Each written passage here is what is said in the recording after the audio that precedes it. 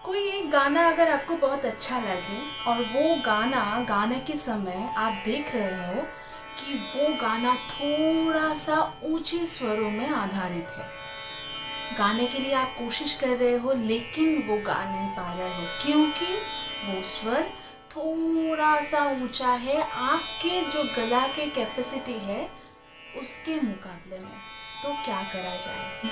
नमस्कार, class of classics में आपका स्वागत है। मैं हूँ पीहू मुखर्जी, आपका वॉइस इंस्ट्रक्टर। ऊंचे स्वरों को गाने के लिए कुछ नियम जस्ट फॉलो करने से ही हम लोग ऊंचे स्वरों को ठीक से गाने के लिए कैपेबल हो जाते हैं।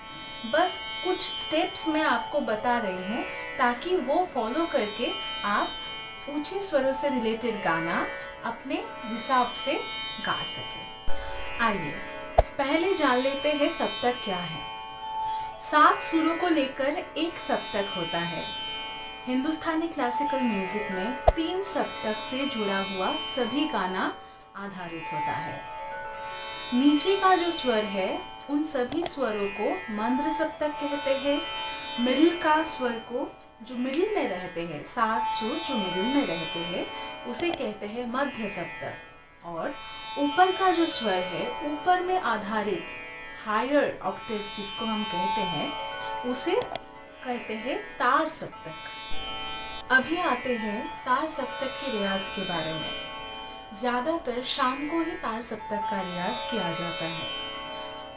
सुबह के टाइम पे भी किया जाता है लेकिन तार सप्तक अगर शाम को करा जाए तो इसका बेनिफिट ज़्यादा होता है। लेकिन अगर आप शाम को नहीं कर पा रहे हो या फिर आपको सुबह ही करना है तो उसका रियाज का पैटर्न अलग है। हाँ, अगर आप मॉर्निंग वाला जो रियाज का रूटीन है उसमें तार सप्तक ऐड करना चाहते हो तो गला के लिए थोड़ा सा वो इम्पैक्ट ज़्यादा देता है और गला का हार्म ज़्यादा होता है। स्टेप 1, हम स्टार्टिंग करेंगे औम के रियाज से। अगर आप औम की रियाज नहीं जानते हो तो हमारे यहाँ पर एक वीडियो है, आप देख सकते हो। आइए पहले औम से स्टार्ट करते हैं रियाज।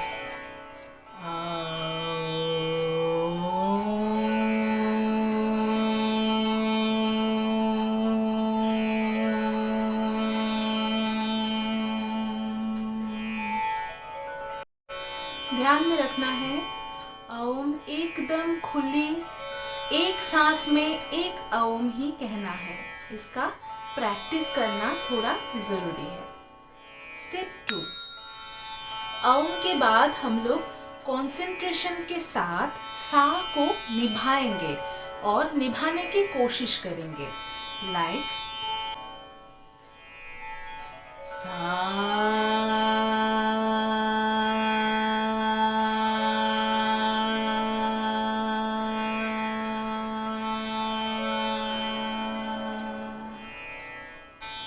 स्टेप 3, अगर आप कोई भी राग को रियाज करना चाह रहे हो तो उस राग का आरोहण और अवरोहण को 10 से 20 बार बिना रुके हुए एक एक करके इसको जस्ट गाना है।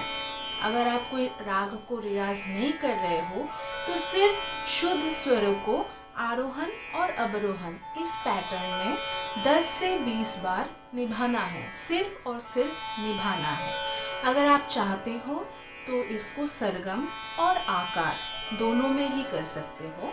पहले सरगम में 10 या 20 बार और उसके बाद आकार में 10 या 20 बार। हम यहाँ पर यमन को निभाने की कोशिश कर रहे हैं। एक बार मैं दिखा देती हूँ ताकि आप लोगों को समझ में आ जाए।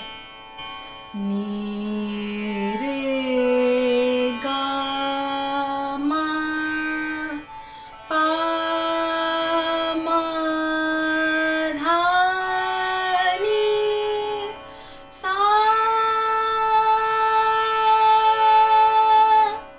सा नी धा पा मा गा रे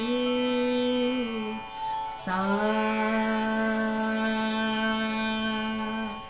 जैसे कि मैं यहाँ पर राग यमन को दिखा रही हूँ, ऐसे ही सरगम में 10 या 20 बार, उसके बाद आकार में 10 या 20 बार इसको निभाने की कोशिश करना है और एक बराबर ध्यान में रखना है। स्टेप 4, इसके बाद आपको जितना विस्तार करना आता है, ये स्वरों का विस्तार हो या फिर आकार से, इसका विस्तार करना है और ध्यान में रखना है कि विस्तार मंद्र से मध्य सप्तक तक ही रहे। स्टेप 5, विस्तार मंद्र से मध्य सप्तक तक होने के बाद जब हम ताड़ सप्तक के सा पर जाएंगे, ध्यान में रखना है कि उसके आगे से हमको सभी स्वरों को होल्ड करके रखना है।